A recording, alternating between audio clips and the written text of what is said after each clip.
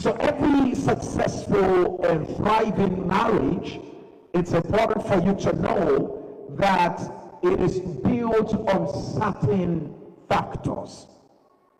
Wherever you see relationships working, wherever you see marriages working, wherever you see a family that is working, it's important for you to know that there are certain things that makes such marriages and relationships to work.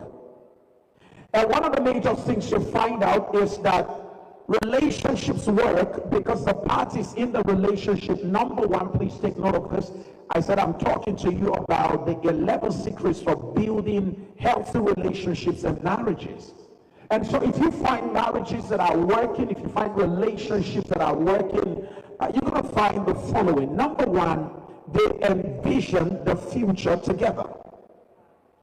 You find individuals or a couple who envision the future together.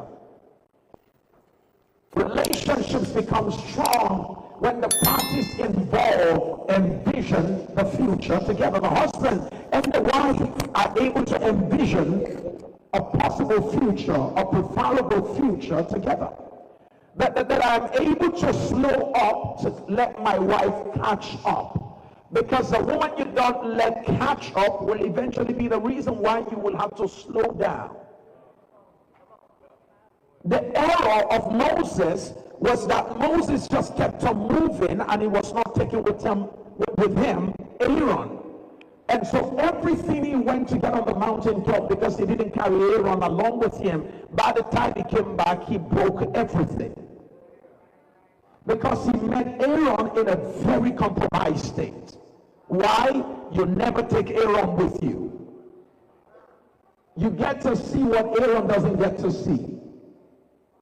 You get to experience what Aaron doesn't get to experience. If there's anything I want to say to you today, because of the time that I have with me, I want to challenge everyone, particularly the men in our midst and the women also. If God is lifting you up, don't leave your partner behind.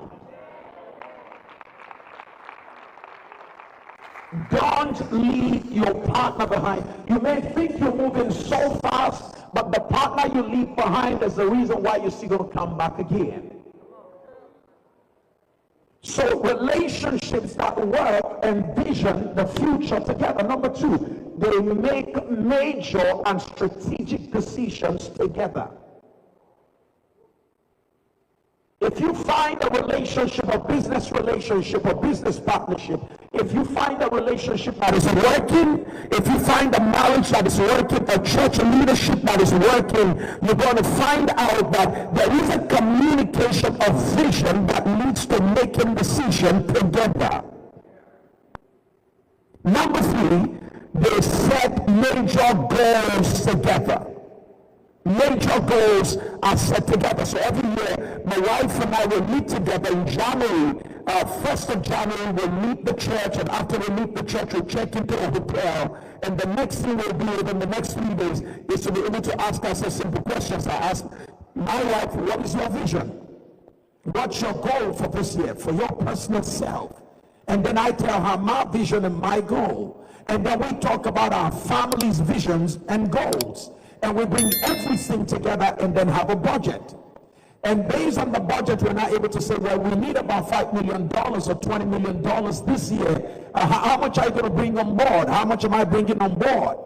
Based on what we are bringing on board, we're able to aggregate all of that together. We ask ourselves a simple question. With the total sum we have and the deficit on board, what do we need to do in order to be able to make up for the deficit? That sets all of us together on a run, and then we begin to pray. So we pray together because we know what we're pursuing together. If relationships will be strong, we need to envision the future together. If our marriages are going to be strong, we need to envision the future together. We need to make major decisions together. But beyond that, we need to make sure we set goals together, pursue the goals together.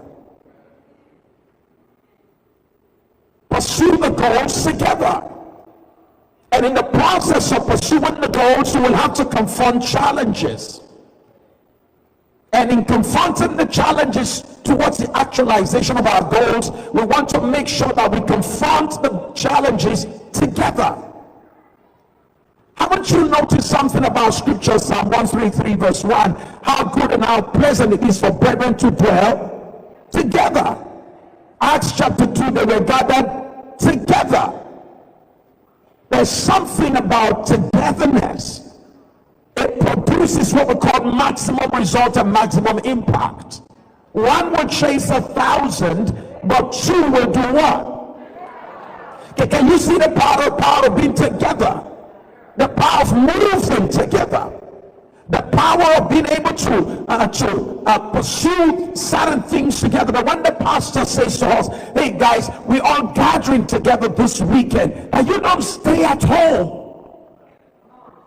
You don't say, oh well, I know they're gathering church, but I'll be joining them for online, except if your work demands that.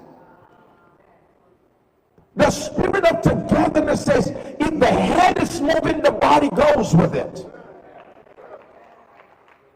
Neglect not the assembling of yourselves together, as it is the manner of some people.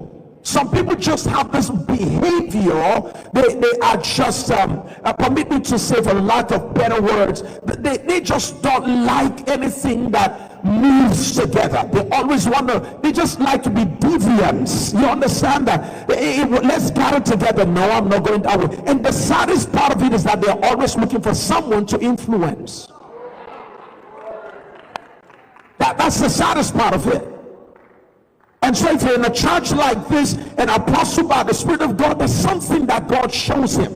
When he says, look, this month we're going to have a program, and then we're bringing in servant of God to come and address this issue. That's the reason why he has to step aside from his pulpit, from his preaching time. It's not because he lacks the word. Look at what he was sharing with us. Does that look like someone who lacks the word? No. For him to step aside, he has a burden. He sees something that needs to be corrected, something that will make this house to be better. The only thing you can do is to flow together. Have a look at your neighbor and say, let's move together. Let's do it together.